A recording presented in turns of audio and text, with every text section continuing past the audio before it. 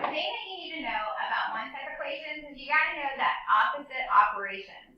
So remember when we talked about order of operations, we talked about multiplication and division being best friends and addition and subtraction being best friends?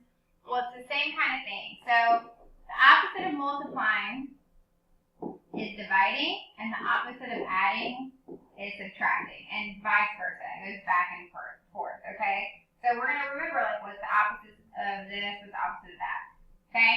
So let's go ahead and start with number 1. All right, first thing we do is we isolate the variable. So here's the variable, it's the letter. And you can draw yourself a little river if you want to. It's up to you where the equal sign is, just to keep yourself, nice and linear. So I see what's left on the side with the variable. I have a plus 4. The opposite of adding 4 is subtracting 4.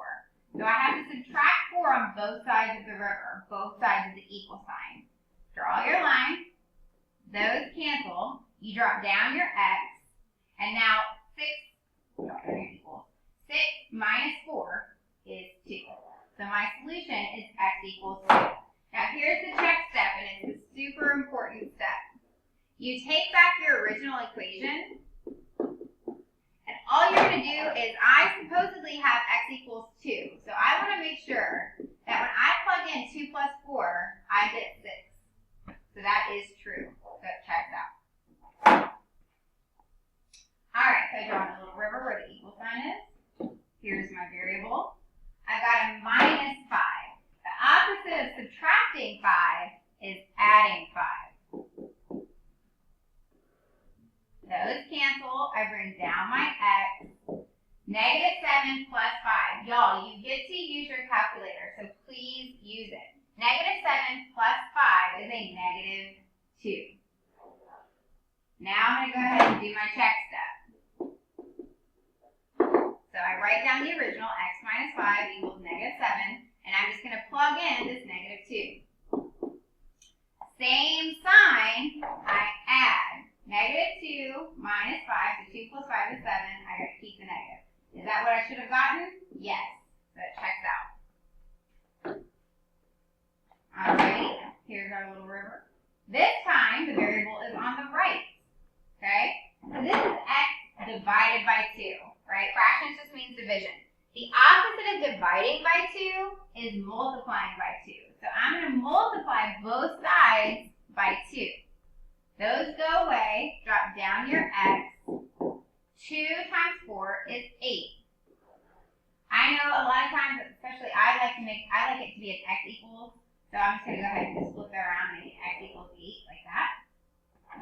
So now when I go to do my check step, I rewrite 4 equals x over 2. That was my original. And I'm just going to plug in 8 right here. So 8 divided by 2 is 4. Is that what I was supposed to get? Yes. Checks out. Here's my river. Here's my variable. Remember, if there's no operation there, it means multiplication. So that's negative 3 times x.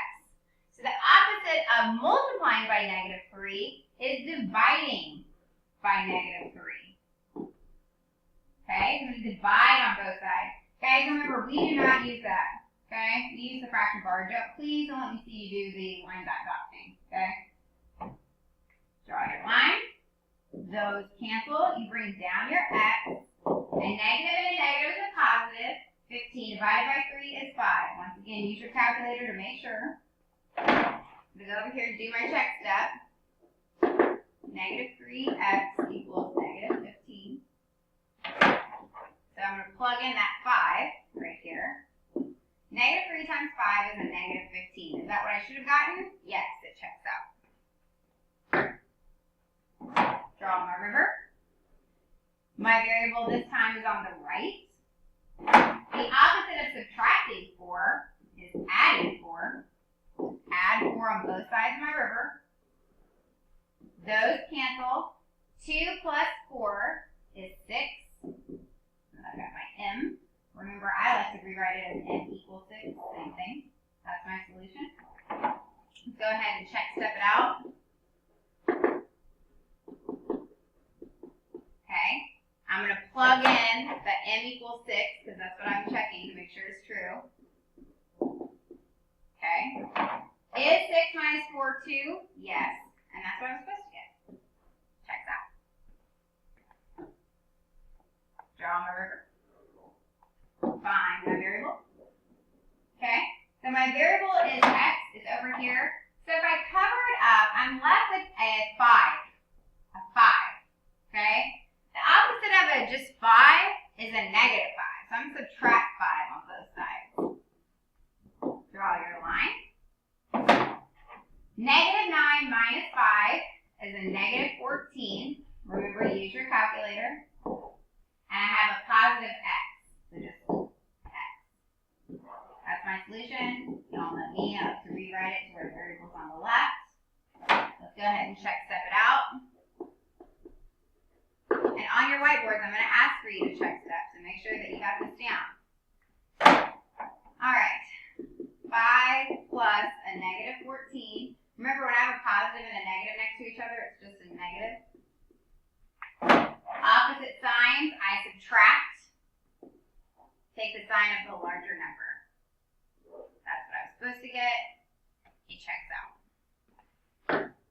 All right, and then good old fraction. All right, so we talked about the inverse property of multiplication. So this is, here's my variable.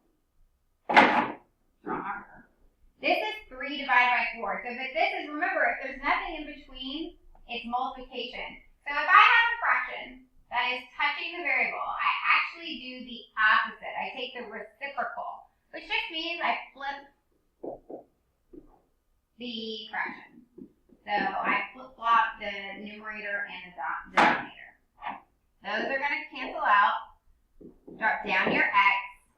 Okay, and then at this point, I definitely use my calculator. But when we multiply this, what we do, guys? Negative 6 times 4 divided by 3. So negative 6 times 4 is negative 24. Negative 24 divided by 3 is a negative 8. So x equals negative 8. Please use your calculator for that. Let's check this out.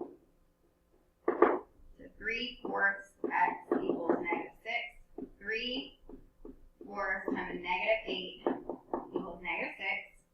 Alright, so 3 times negative 8 is negative 24. Now I'm going to divide by 4. Negative 24 divided by 4 is negative 6. Yay! Check steps. I think that's it. Sure is. Alright, do your practice problems and I'll see you next time.